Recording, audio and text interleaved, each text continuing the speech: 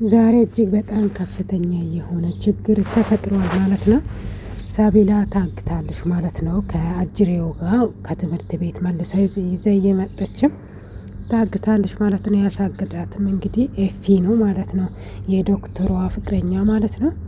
እንግዲህ ዶክተሯ ወክ ለማድረግ መናፈሻ ወጥተ ነበረ። ኤፊን ደግሞ ከኮፍያ አርግቶ ሲንቀሳቀስ ታየዋለሽ ማለት ነው። ከዛም እንግዲህ ትደውልለታለች። ሄሎ ኤፊ እንዴት ነህ? ሰላም እንዴት ነሽ? እኔ ውድ ምናምን ይላታል። የት ነው ያለው? ሰፈር ይላታል። ሰፈር ማለት የእሱ ሰፈር ማለት ነው።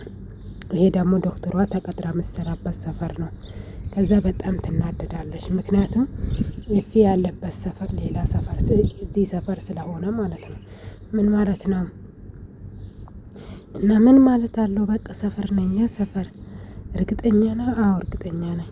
ይኸውልህ ኮፍያ ብታረግም ምንም ብታረግ እኔ እኮ አውቃለሁ። ዞር ትለዋለች። ይዞራል። በጣም ይደነግጣል። ወደ እሷም ይሄዳል ማለት ነው። ወደ እሷን ጋር ሄደ በኋላ እንዴት ነሽ አለሽ አለው እግዚአብሔር ይመስገን ምናምን ይባባሉና ይኸውልህ ኤፊ ከዚህ በኋላ እንደምትዋሸኝም አልፈልግም። ጊዜን ብዙ ነገሮችን ባልተሃብኛል ብላ ዶክተሯ እንግዲህ በጣም ትጨዋለች ማለት ነው። እርብቃ ብትጮም እንግዲህ እንደ ድሮ ኤፊም ብዙ አይነት ነገሮችን እንትን አላላትም ማለት ነው። ይኸውልሽ ላጠፋሁት ስህተቶች በሙሉ በጣም አዝናለሁ። ጊዜሽን በልቼብሻለሁ። ያንቺን ብዙ ነገሮችን ወስጄብሻለሁ። በጣም ይቅርታ። ከዚህ በኋላ እኔ ማድረግ የምፈልጋቸውን ነገሮች ማድረግ ነው የምፈልገው። በቃ ይሄ ምንድነው ፍቅር የሚባል ተረት ራሱ ሊቶ የፈለገ ይመስላል ማለት ነው። ስለዚህ ብዙም እንደምታወራም እድል አልሰጣትም። እሱም ደግሞ ብዙም አላወራም ማለት ነው። ከአጠገባቸው ጥሎ ነው ሄደው ማለት ነው። እና በጣም ነው የሚያሳዝነው ይሄኛው ፓርት ማለት ነው። ጥሎ ከቤት እንደሚወጣ ሰው አይነት እሱም እንግዲህ ቃላቶችን ሳይመልስላት የጠየቀችውን ጥያቄም ሳይመልስለት እችን ብቻ ቃል ሰጥቶ ጥሎ ሄደ ማለት ነው። በሌላ በኩል እንግዲህ የሰቢላ እናት ከትምህርት በኋላ የሰቢላ ሰራተኛዋች ትንሿ የህፃኗ አጋዥ ማለት ነው። እሷ ወደዚህኛው ቤት ይዛ ስለምትመጣ ምሳ ምናምን እያዘጋጀች ነበር ማለት ነው። ምሳ ምናምን ብታዘጋጅም ስልክ ሲደውል አንስታ እንግዲህ ህፃኗ ከትምህርት ቤት እንዳልተመለሰችና ስትመለስ ወደ አሁን ነው እንደምታስታውቃት ነገረቻት ማለት ነው። የእናት ወደ አይችልም የሚባለው አለ አይደለ? ከባድ ነው እንግዲህ። አጅሬቱም ራሷን ስተ ነበረ። ራሷን ስትነካ ያገኘችው ብቻዋን ነው ማለት ነው። ሰቢላን አልነበረችም ማለት ነው። ልጄ ሰብላ የት ነሽ? የት ነሽ? የት ነሽ ማለት ትጀምራለች። ያውችኛው ሰይጣኗ አራሜኔ ክፉ ብትሆንም ያው ለልጆቹ ብዙም እንትን አትልም። ምክንያቱም እሷም ልጅ ስላላት ማለት ነው። ያው አቢ አያውቅም እንጂ እሷም 2 ልጆች አሏቸው ማለት ነው። ከዛ እንግዲህ አጋዧ በጣም ፈርተ ነበረ። ከዛም ዶክተሯ ስትመጣ ሰብላን አየሻት እንዴ? የምን ሰብለ ምን ሆኖ ነው እስካሁን ድረስ ከትምህርት ቤት አልተመለሰችም? ምን ማለት ነው ምናምን ይባባል ነው። በቃ ተረጋጊ፣ ገና እኮ ነው ሰዓቱ፣ ትመጣለች፣ ገብተሽ ረፍት አርጊ፣ ይመጣሉ ትልና ዶክተሯ ይዛት ወደ ቤት ትገባለች። የሰቢላ አሳዳጊዋ ግን ውስጧ ጥሩ ስሜት እየተሰማት አልነበረም ማለት ነው። በጣም ብዙ ነገር እያስታወለችና እየተጨናነቀች ነበር ማለት ነው። ከዛም አታስቢ ምናምን ትላትና ወደ ውስጥ ይዛት ትገባለች። በቃ አንቺም ረፍት አርጊ፣ አቢን ስለምትፈራ ወዴትም አትወስዳትም ብላ ዶክተሯ ገብታ ተኘች ማለት ነው። የህፃኗ እናትም በበኩሏ በጣም ተጨንቃለች። የህፃኗ አሳዳጊዋን በዚህ በኩል በጣም ተጨናንቋሉ ማለት ነው። በዚህ መሀል እንግዲህ ነግቶ መሸ ማለት ነው። መሸ እንግዲህ በሩን እያየች እየወጣች እየገባች መሸ። ዶክተሯም ከተኘችበት ቦታ ናቅታ ስትመጣ እንግዲህ በር ላይ ቁጭ ብላለች። እንዴ እስካሁን ድረስ አልመጡም እንዴ? አዎ አልመጡም። ምን ይሻል ይሆን? እቺ እኮ ሰይጣን ናት። እሷን በጣም ነው መፈራት። ይኸውልሽ አቢን አይደለም እሷ ክርስቶስን ራሱ የምትፈራ አይመስለኝም። የፈጠራትን ፈጣሪ እንኳን አትፈራም። አቢን ልትበቀል ብላ ይህንን ህፃን የሆነ ነገር ታደርገዋለች እኔ እርግጠኛ ነኝ እያለቻት፣ ተረጋጊ፣ ይኸውልሽ ጥሩ ጥሩ ነገሮችን አስቢያቸው። ለምን አንቺ እንደዚህ አይነት መጥፎ ነገሮችን ታስቢያለሽ? መልካም መልካም ነገሮችን አስቢ ምናምን እያለች ለህፃኗ ለሰቢላ አሳዳጊዋ ማለት ነው ለሞግዚቷ በቃ ጥሩ ነገሮችን እየነገረቻት ተረጋጊ ምናምን እያለቻት ብታረጋጋትም ብትናገርም ያው ከልጅነቷ ጀምራ ያሳደገቻት ስለሆነ እሷ ምንም አይነት ዳና ስሜት እየተሰማት አይደለም። በሩ ተንኳክቶ ሲከፈት እንግዲህ ሳቤላ መጣሽ ብሎ እየሮጡ ሲሄዱ አቢ ነው የገባው ማለት ነው። ሁለቱም ፈዞ ደንዝዞ ይቀራሉ ማለት ነው። ከዛ በኋላም ሳቤላ የት ናት? ምን እየተናገረችው ነው? ሴቶች ምን እየተፈጠረ ነው? ሳቤላ እስካሁን ከትምህርት ቤት አልተመለሰችም። ለምን ሁላችሁም አትናገሩም? እስካሁን ድረስ ለምን ደውላችሁም አላሳወቃችሁኝም? እኔ ምንም እየገባኝ አይደለም፣ ተናገሩ እንጂ ምናምን ይላሉ።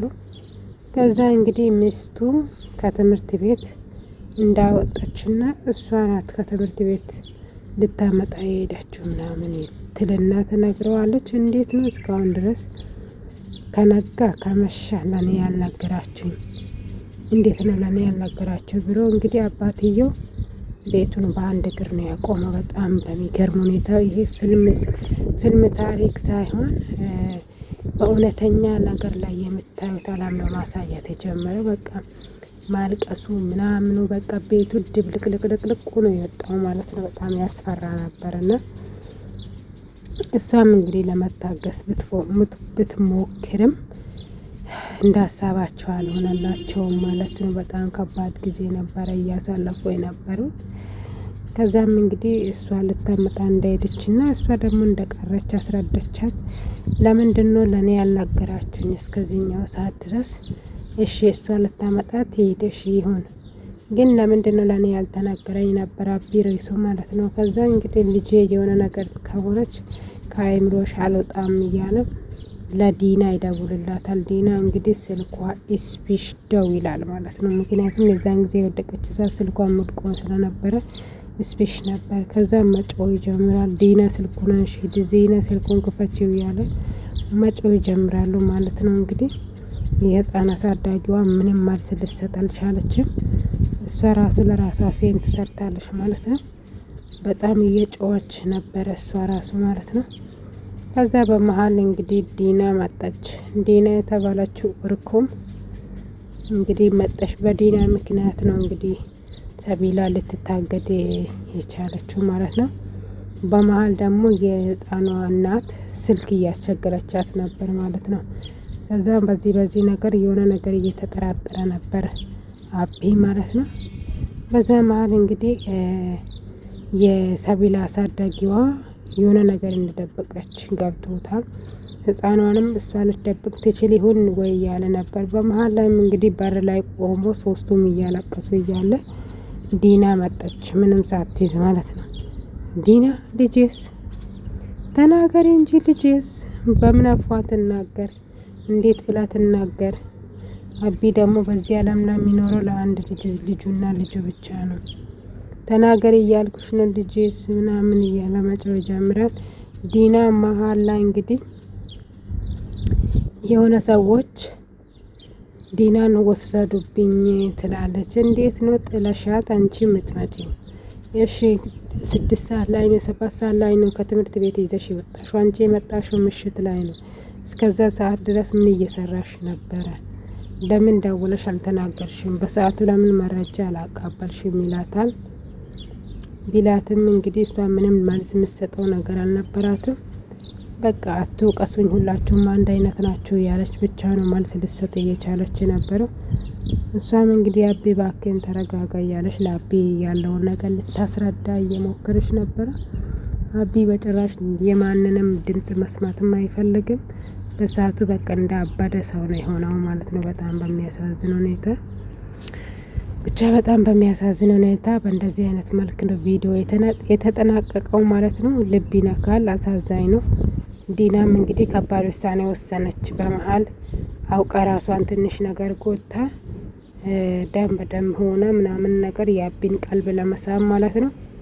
እሷም እንግዲህ በአሁኑ ሰዓት ላይ የገባችው ችግር ማትወጣበት እንደሆነ አውቃለች። ያፌት ደግሞ ታስሯል። ስለዚህ ለሷ አሁን በጣም ከባድ ጊዜ እንደምታሳልፍ ነው ያለው ነገር እንትን እያለ ያለው ማለት ነው። ከባድ ነው ብቻ አሁን በእንደዚህ አይነት መልክ ነው የቀጠሉት። ህፃኑን ያገደ ሰው ደግሞ ያው የዶክተሯ ፍቅረኛ ነው ማለት ነው። ገንዘብ ለመቀበል ከነ እሱ የሚያውቀው ዲናንና ያፌትን ነው። አቢን አያውቅም ማለት ነው። እሱ ከአቢ ጋር ምንም አይነት ጸብ የለውም። ከዲና ጋርና ከያፌት ጋር ነው ችግሩ ማለት ነው። እንግዲህ አቢ ምንም ሊሰማ አልቻለም። ዲናን በጣም እንትን እያላት ነበር። የሆነ እንትን የሚናገራቸው ቃላቶች ዲናን በቃ ራሷን እንደምታጠፋ እስከሚያደርግ ድረስ የሚያደርጉ ነገሮች ነበሩ። ዲናም እንግዲህ እየሮጠች ሄደች። በእንደዚህ አይነት መልክ ተጠናቀቀ። አመሰግናለሁ። እንገናኛለን።